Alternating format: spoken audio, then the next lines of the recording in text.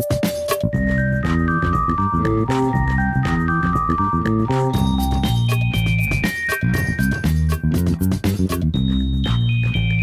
evening and welcome to another edition of Filmnut. I am your host, Jeff Schubert. Glad you can join us for tonight's show. To catch past episodes, you can go to thestream.tv/Filmnut, and you can follow us on Twitter by going to @thefilmnut. Whether you're watching the show live or on demand, hopefully you're enjoying it with a nice, smooth connection to the internet. No different, or at least similar, to if you were watching content on Warner Brothers or maybe Google. And you can do that because of a neutral internet, and we'd like to keep it that way. Whether you use the internet for business or pleasure, the way you use it, which sites you can access, and at what speed, as well as the cost of using it, can be greatly affected if the net were to move in an unneutral direction. After serving as president, my guest tonight, Patric Verrone, is a current board member of the Writers Guild of America West. He is running again for president this fall, and he has spoken before the Senate on the issue of net neutrality, as well as in an in-depth interview here on Filmnut, episode number 228 in our archives. We'll catch up with him on those issues, but first, he's also a two-time Emmy Award-winning writer for the show Futurama and for the show Muppets Tonight. Other credits include The Simpsons, The Critic, and Pinky and the Brain. Did they ever wind up taking over and ruling the world? I don't know. But let's get to it. Patric Verrone, welcome back to Filmnut. Thank you, Jeff. It's wonderful to be here. Little different studio since 2008, correct? It's like 4 or 5 times the size. I feel much smaller. Well, you're much bigger because it's not often that we have a guest on with a show that's no longer on the air that is now back and better than ever. So congratulations on the return of Futurama. As many of your fans know, you were originally on Fox and now you're back for your second or third season at Comedy Central? We're currently in production on the second of our Comedy Central seasons, although even that's complicated because we're doing 2 sets of 26 episodes that are being shown as 4 separate seasons over 4 years. So we're right now airing the second half of our first Comedy Central season. That's great. Wonderful news. Congratulations. Thank you. Now, so we talked about it. The show was on Fox at one point. Now it's on Comedy Central. Matt Groening was talking about in an interview how there's a lot more leeway with Comedy Central. How does that manifest or translate?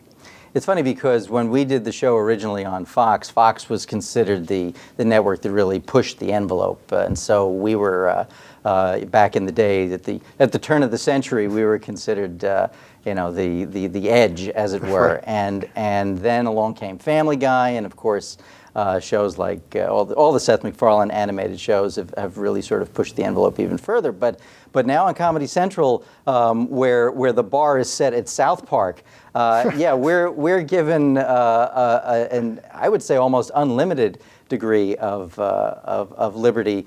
A perfect example was we actually wrote a joke into the script, into a script last season that involved one of the characters losing his temper and cursing, and we beeped it out. We intentionally put in a beep, and the Comedy Central censor, there is a Comedy Central censor, said, "Tell us what you want to say, and maybe you can do it on Comedy Central." And we said, "No, that's not the intention here." That's pretty funny. So, by and large, is there a scene or anything in particular that you can think of that, like, you wouldn't have done on Fox that you've now done with Comedy Central? You know, it's interesting because in a certain way, the shows that we're doing now, because of the nature of the writing staff, we're actually doing shows that are more interpersonal and more about the relationships between the characters. Back in the old days, we would do shows that were sort of bigger and broader and sillier, and so it's no, I don't think there's been anything that Fox wouldn't have let us do that Comedy Central would. Okay, so the show's just evolved in its own natural direction, and that's where natural direction. Yes, that's. But the other thing is, we're catching up with the future, so we can't look as far forward as we could when we were on Fox. That's funny. Now, Comic-Con is coming up this weekend. I know you guys are going and are going to have a panel there.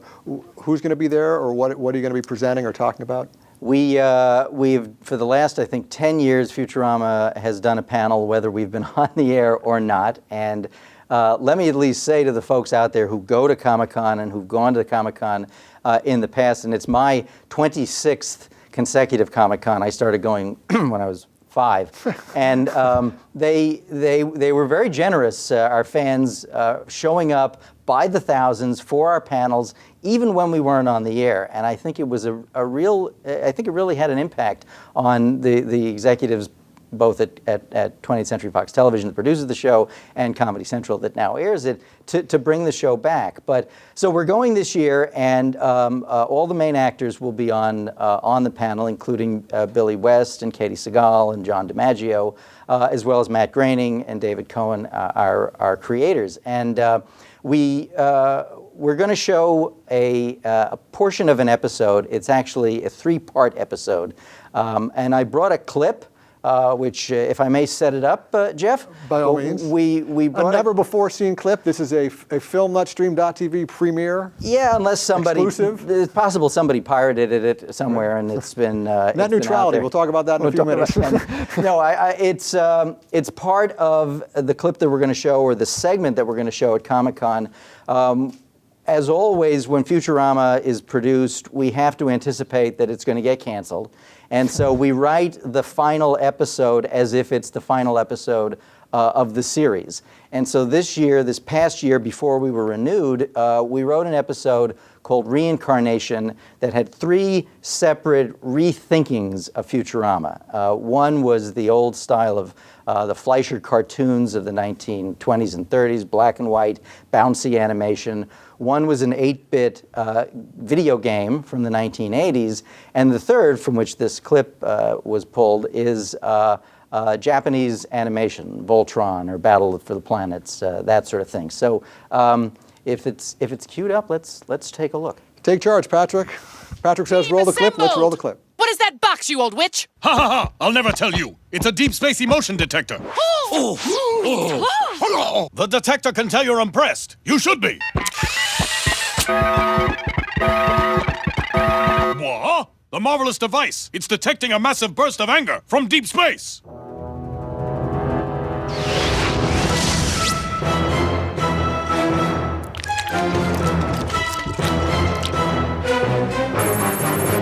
Flying bananas? Haha! I will slice them on my morning fish porridge. This is no time for one of your jokes, Fry. I will tell you something that's no joke. I will lead the defense fight. Ha ha ha ha! Don't make me laugh. If we fight, we'll surely be destroyed.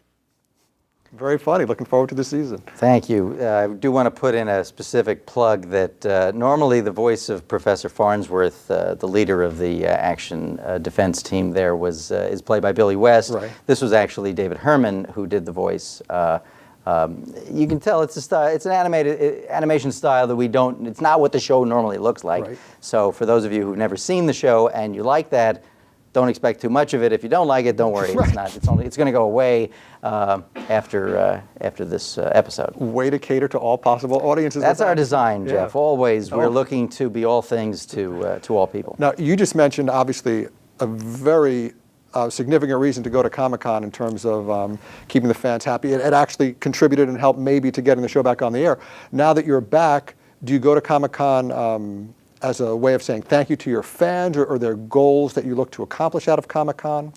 It's funny. I mean, as I said, I've been going to Comic-Cons for 20 plus years, and I used to go to buy comic books. I used to go to actually shop for paper collectibles and animation cells and the like. And it has turned, I would say, in at least the past 10 years, into a real marketplace, not just for people buying comic books, but also a chance for fans to preview and interact with creators. And I think it's a very valuable experience for those of us who go and meet with the fans to to get to know firsthand what goes over well, what doesn't. And it's some of us are jaded by the fact that it's so much of Comic-Con now has become about the panels and about this is the first year that Harrison Ford is going to be there, or this year I guess Steven Spielberg is making his first appearance,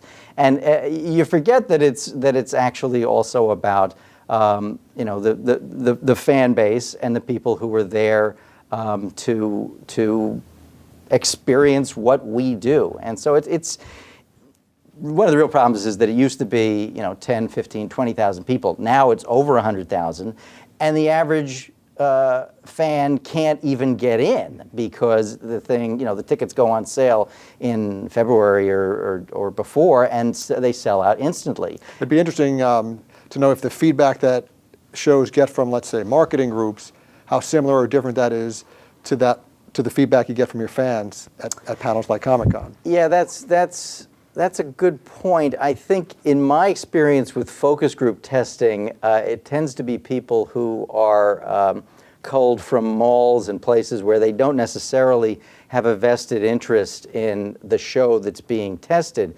Whereas at Comic-Con, it's a self-selecting audience that will get in line to experience the trailer for the next Superman movie or for in our case Futurama. But it's also become a case of it's now so much more than just comic books, science fiction, fantasies. I mean, there's a lot of shows.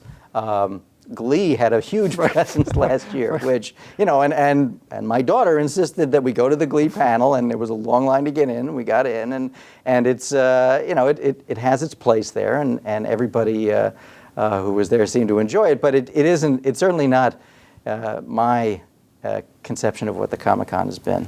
So I want to ask you about the workflow at Futurama, Sure. but actually I want to get to one question. I was perusing a message board for fans of the show on Peel message boards. Are you familiar with Yeah, that the particular website? Planet Express Lounge, I think it's called. Okay. It's actually a British website that's, I got to thank them too, because they were one of the, gotfuturama.com was out there for us from the start. They actually submitted a petition with more than 100,000 signatures back in 2002 when we were first canceled, and they've been loyal and devoted fans for a long time. Great, that was nice of you to give them that. Sure. So one question I peeled off there was, pun intended, Right. was they were asking about two-parters. They love the Futurama two-parters, but they don't have a lot of them, and they were wondering if it's too much of a strain on the writers or why they don't do more of them. Part of it is that there's two different answers to that question. One, and I didn't look on the message board to see if what they meant was a two-parter the way you would do a half hour and then another half hour, or if they mean a story that has an episode that has an A and a B story. I took it to mean to be continued next week. Yeah, I hope I'm not wrong, Peel message board, but well, I'll answer both, there just you so go. that we don't have anything else to talk about. That kind of two-parter, we did 4 direct-to-DVD movies back in 2006, 2007, and those were designed to be, 90-minute feature-length programs that were released to DVD, and they were broken up into half hours that now air on Comedy Central and will go into syndication this fall as half-hour slots. And so those do have that kind of to-be-continued element to it. And I have to say, in retrospect, we found as the writers and producers of the show that Futurama fits better into a half-hour format than it did into. There wasn't really much call to do it as a longer as a longer property, and I think I've read those reviews and many of them are very, very nice. Some of them bring tears to my eyes, but I don't know that all the fans were really that fond of the idea of breaking it up into episodes. But what I can say that there's been a conscious effort to if not criticize, certainly comment on the fact that we tend not to do what the sitcom writing world calls the A story and the B story. And I think that's largely because Futurama isn't it's written in a 3-act structure, the way The Simpsons is, the way a lot of the primetime animated shows, which is more the way a motion picture is written. And as a result, you tell a story by laying out the characters, conflict in the second act, and resolution in the third act. And of course, with a recurring TV series, you don't need a first act of introducing the characters because you're already familiar with them. So we end up having sort of a throwaway sequence that takes place somewhere else. But because we write the show as if it is a little 22-minute movie, putting in a second story, a sort of filler story, B story, as it's commonly known, doesn't necessarily well. Often we don't have time for it, and that if we did put in a second story, it would end up getting cut out. I want to mention, because he may very well watch this, that David X. Cohen, the executive producer, who knew that question was coming, wanted me to make that point specifically about the A story and B story. So in the event that that's not what the Peelified questioner was asking, it's David's fault. And we'll be sure not to edit that out so we don't get you in trouble with David. So that makes the in-demand version. So you were talking about movies. Was the Futurama movies, is that the only animated feature you've written? And what are some of the differences between writing animation for episodic versus feature? I've never been paid to write an animated feature film, so I can't talk from a first-hand experience. I, of course, have many friends and colleagues who have, and so I've been exposed to that process. TV animation is different from feature animation, much in the same way that TV production for live action is different from live action feature production, in that television is an assembly line, as I'm sure you're aware. That you finish a project and you got to do the next one the next day for next week's airing. And whereas in features, you end up spending a lot of time in a very labor-intensive process that may then be in a theater for a week or two or three, and then of course it has the long tail and the life in DVDs and downloads and the like. But television production in animation, as distinguished from feature, is a much more rapid-fire process. And as you generously mentioned my credits, I mean I've worked for other animated shows like Pinky and the Brain. I did an episode of Rugrats years ago, and those shows are a little more like features in that they tend to be animator driven. The television animation in the day and age of The Simpsons, which of course has been 22 years now, is a more writer oriented craft. The stories are written as, the episodes are written as scripts.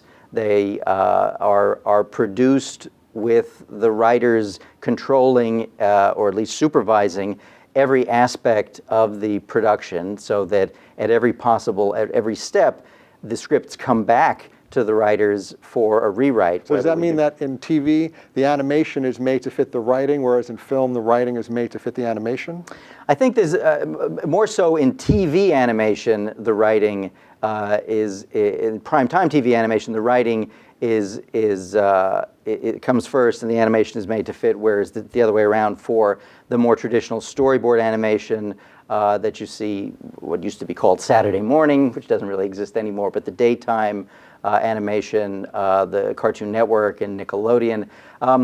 Feature film animation, again, I think there's a greater involvement of the writer with the animators, but it's still, I mean, the classic Disney films of our youth and before were mostly written with the storyboards on the wall, and gag men, as they were called, would sort of punch it up, and so the way you integrated the writing was a little more along the lines of here are the pictures, right, make it funny. I don't think that that's necessarily how Pixar does it. Right. I think they have a more integrated, because obviously Pixar pulls in some of the finest writers in Hollywood, Oscar-winning, Oscar-nominated writers to do those scripts. So I think they have more involvement and more control than they used to. In the TV world, since you work with the actors' voices for so long, does the way they read the parts or perform the parts, does that influence the writing? I think that's true in all in all forms of TV. That if an actor is if you know that they're going to get laughs doing a certain thing, you cater to that. You cater to that. When you made the movies, was it everything times 3? You said it was 90 minutes. So was it? It was actually everything times 4, because it was 4 22-minute gotcha. Separate entities. Was it 4 times the budget? Was it 4 times? Well, it was not exactly 4 times the budget, because we went from being a broadcast network primetime series on Fox to a direct-to-DVD production. So each movie, 4 episodes, cost more than one single episode on Fox, but a lot less than 4 episodes would have cost on Fox, and also much, much less than a feature release animated film from Pixar or DreamWorks or Disney. So it can be done, but so those big studios like to spend a lot of money because they're spending it on cast and. Yeah, well, there's certainly, and we were used to, those of us who returned for the movies, and it was largely the same group of writers who came back for the movies, and a lot of the same animators, and of course we got the same cast. So we were much more used to the television production process, whereas in features, it's a lot wider, a lot more wide open in terms of who. You know, and you're right to say that they'll bring in big stars. I mean, you'll get you'll often build a character around Jack Black doing the voice of the panda, and so you have things are much less routinized than they are in television, and you know sometimes.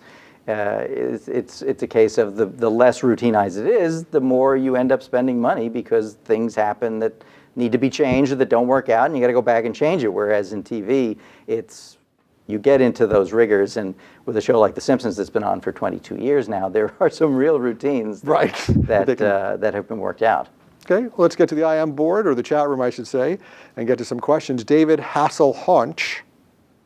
Okay, we'd like to ask, there have been so many hilarious robots that have appeared as minor characters over the years. In the new seasons, has there been a focus on bringing back these classic personalities, or are new robots still being developed? Also, who is your favorite? I'm guessing robot. Well, David, we do try to bring back classic, I like to call them classic, we do try to bring back old robots and old characters because again, you know, we watch the show and we enjoy it, and so when we create somebody like Hedonism Bot and decide that it got a laugh at the table and did well and people are fans and they might actually make a toy of it soon, we'll bring him back. We did. I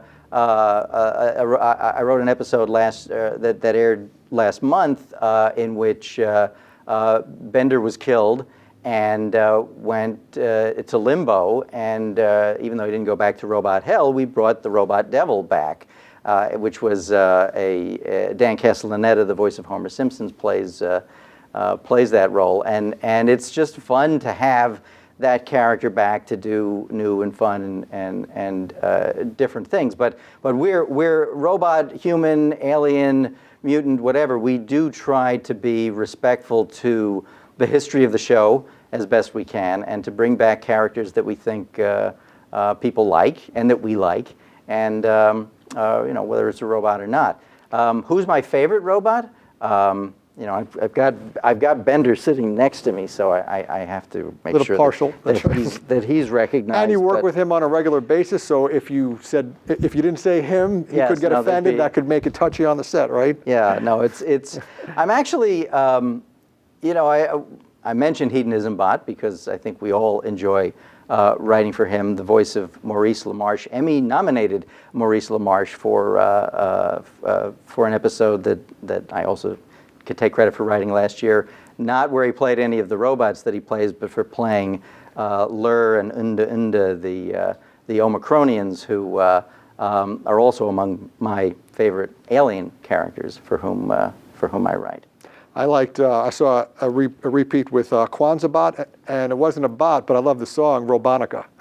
Yes, well, Robonica, of course, is one of Bender's flights of fantasy that we spent a lot of time trying to come up with all the great rituals, including the droidal instead of the dreidel, and no, those shows that we do that are what we call non-canonical. We've done a series of anthology of interest, which are along the lines of the Simpsons Treehouse of Horror, where we don't have to keep to the rules of the show. That was the case also with that holiday spectacular to which you're referring, that had Kwanzaa Bot, voice of Coolio, right. If I'm not mistaken, for Kwanzaa Bot. Senior Shutter would like to ask, Mr. Verrone, very formal, how much do you think illegal downloading has cost Futurama in ratings and DVD Blu-ray sales? Well, Senor, we actually we don't have statistics to back this up, but as far as we could tell, the Futurama and The Simpsons and Family Guy are among both the most illegally downloaded and the most purchased among DVDs and downloads. So that there is a core group of people out there that seem willing to flaunt the law and download, and that, you know, that ends up taking money out of the content creators' pockets. But it also seems like because we end up doing things on the DVDs that are added values, including commentaries on every episode and special features that are only available on the DVDs, that we do okay. That's not the case for a lot of movies and TV, but our experience has been that our fans seem either loyal or compulsive enough that they'll pay for it, and that's. I was reading recently in Backstage West that the MPAA supports something called the Protect the IP bill. Are you familiar with that? I am familiar with that. Is that something that you support? And do you think that'll help with Senior Sutter's question in terms of protecting against illegal downloading? Yeah, I mean, piracy helps no one, and our industry is obviously not in the business of making things available, and we don't want to go down the path that the music industry did. I think the entertainment industry, motion pictures and TV shows, have an advantage because of the file size and because we have the experience of the music industry to not repeat some of their errors. There are things in that law which, within that bill, with which, speaking as a board member of the Writers Guild, we have some concerns with, from First Amendment perspectives, from the due process nature of what it takes to. And for the audience, the shorthand is what this bill in relation to illegal pirating would do is it would change something in computers where it would make it dangerous or not possible to illegally download. It would also allow for the financial entities when money changes hands to refuse to do it. But most importantly, it actually, you know, there's, and again, the language of the bill isn't finalized, so I don't want to cast aspersions on something that may come out of it. But we definitely have concerns, and we'll talk about this more when we talk about net neutrality, with the kind of deep packet inspection that might be allowed under such a law, where the internet service provider or the broadband provider can look to see if it's being downloaded and what's being downloaded, and that we consider, we're very concerned about that. You know, we're also concerned about the idea that there's language in the law, there's language in the bill that allows for the shutting down of a website, and you know, without you know, a court order, without a certain due process that's otherwise guaranteed in our Constitution. Speaking of net neutrality, when you came on in 2008, and again, that's episode number 228 in the archives, which I strongly recommend if you use the internet on any kind of basis, regular basis, for pleasure, for business, for purchase, whatever you kind of use it for, you should take an interest and set some time aside to watch this episode. It seemed to be, it was a lot more in the forefront of public awareness, public concern. What's happened to it in the last 3 years? Where is it now? Has net neutrality lost ground, or have we gained ground, or how would you describe the current? Well, I mean, a lot has happened since the summer of 2008, good and bad, and we now have we have a new President of the United States since then, who has spoken out in favor of net neutrality. He appointed a chairman of the FCC, the Federal Communications Commission, who also is on record as being supportive of net neutrality. And it's been very, very difficult for even a favorable FCC with a favoring president to put together net neutrality regulations that really protect net neutrality as much as its advocates wanted to. However, they put together a series, the Open Internet regulations were promulgated in December of last year. It's taken them some time because of political wrangling to actually get them out into the actually get them promulgated. But and they're under fire. A lot of people who were really real proponents of net neutrality felt they didn't go far enough, that they didn't limit the ability of internet service providers to control the mobile marketplace, that they didn't have, they weren't as strong as they might have otherwise been. Alternatively, the people on the other side of the spectrum were saying that they went too far, and there are already court cases that have been filed, and there's the matter isn't resolved. And unless the public makes it enough of an issue to encourage a counterforce, if you will, then we'll get steamrolled. No, and it's likely that's certainly the natural course of events, and it becomes a case of standing idly by. The aggressive tact is going to be taken by an anti-neutral net in favor of the control of corporate entities, and your earlier point that what this is some force of democracy, namely the federal government, using its strength and using its ability to regulate businesses so that they don't become overly powerful. And it's like saying, oh, we shouldn't have traffic lights on a road because that's controlling people's ability to drive. And I think there probably are people out there who don't want us to have traffic lights. But it's that to say that it's government control of the internet is, to me, that's the kind of comparison that's really being made. Yeah, and it's kind of like a fear-monger technique to say the government wants to control or take over, when ideally, I mean, I hope I'm not wrong, the idea would be for them to ensure the neutral playing field. That's the design. That's what the neutral net, the open net, is designed to allow.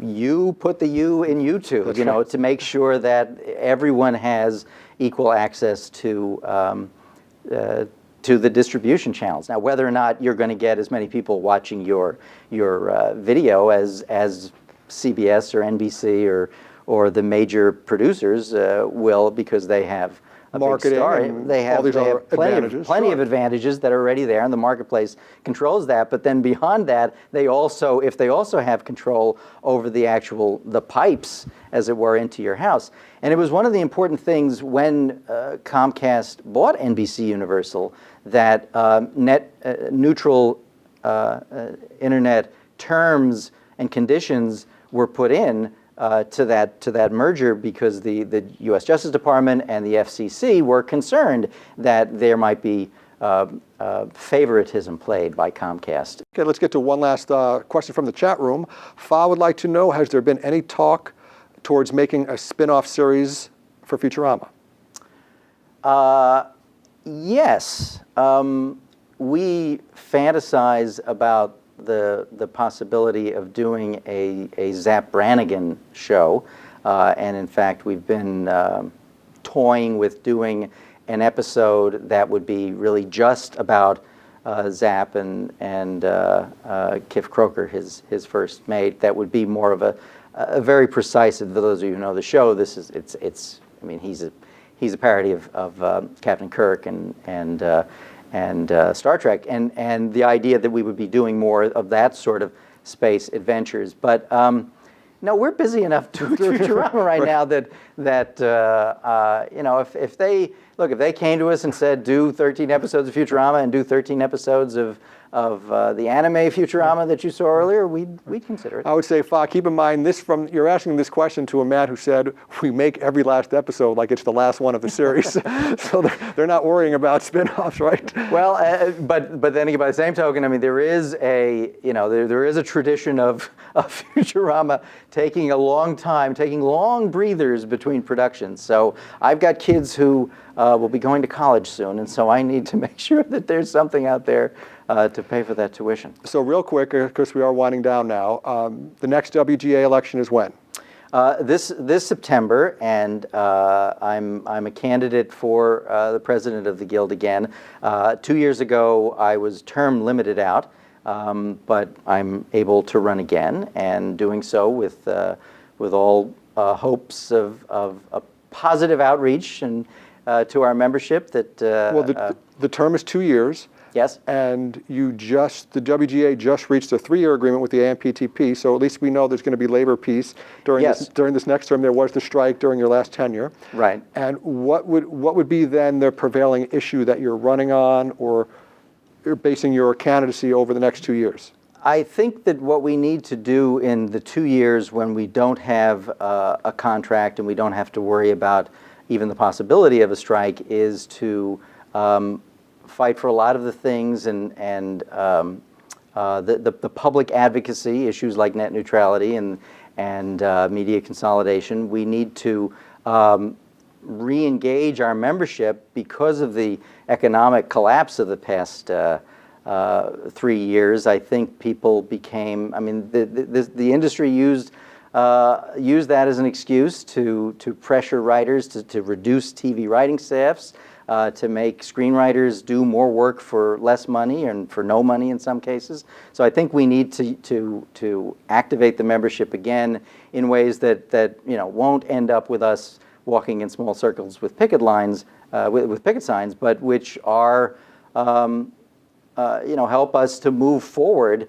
with an industry that if you don't move forward, you fall behind, because it's with new media, with the advent of all kinds of new business models, all the unions in Hollywood have to be aware and engaged and integrated.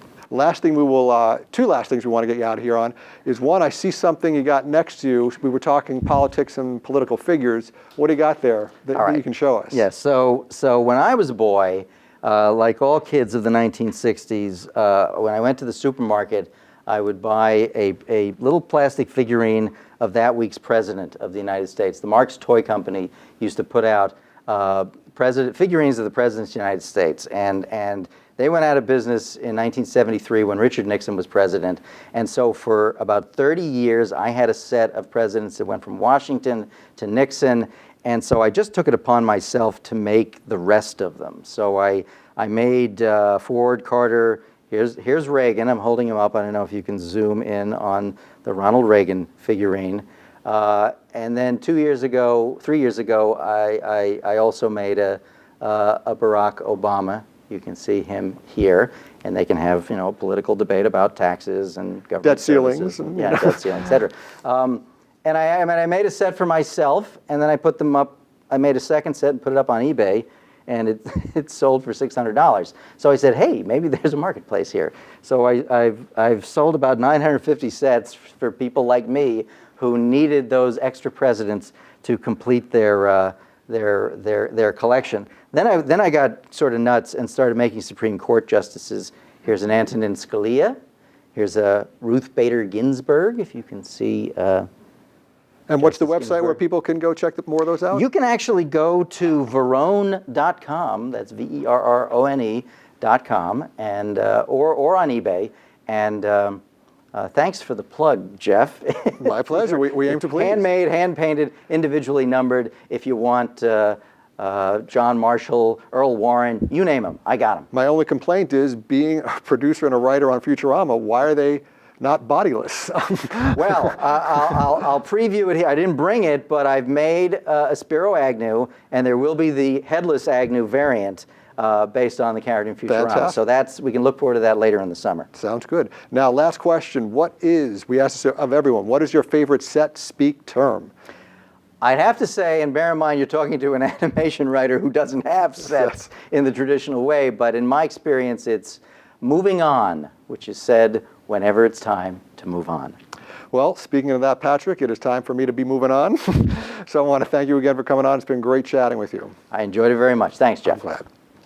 That is going to do it for this episode of Film Nut. Once again, I'd like to thank my guest, Patric Verrone, and to all the viewers who sent in great questions. If you came in late to the interview, it will be available on demand at thestream.tv/filmnut within a day or so.